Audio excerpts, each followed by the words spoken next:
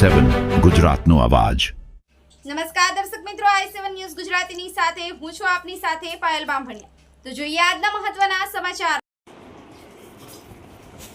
દેવગઢ બારિયા નગરમાં આવેલ અલ મદીના મસ્જિદના ગ્રાઉન્ડમાં કુરાને હાફિઝ બનતા જલસાનો પ્રોગ્રામ રાખવામાં આવ્યો।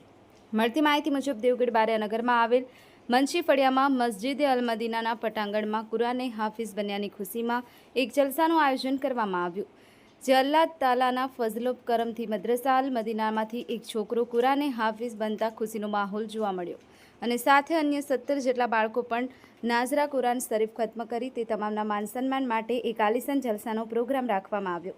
આ પ્રોગ્રામમાં કુરાને હાફિઝ સહિત 17 બાળકોને ઇનામ સ્વરૂપે રોકડ રકમ આપી દિલથી દુઆઓ આપી, જેમાં મુખ્ય મહેમાન તરીકે હઝરત મૌલાના સોએબ ચીમાજી સાહેબ નાઓએ પણ પોતાના કિંમતી સમય આપ્યો હતો। આ સહિતની તમામ ખુશીઓને આવકારી દિલથી દુઆઓ આપી, જેમાં કુરાને હાફિઝ બન્યા હાફિઝ ફરહાન ફિરોઝ કાળુ દામાવાવાળાના તેમજ અન્ય બાળકોના માતા પિતા અને સગા સંબંધીઓમાં ખુશીનો માહોલ જોવા મળ્યો। Mohanbhai Vankar, i7 news Gujarati, Devgadh Bariya.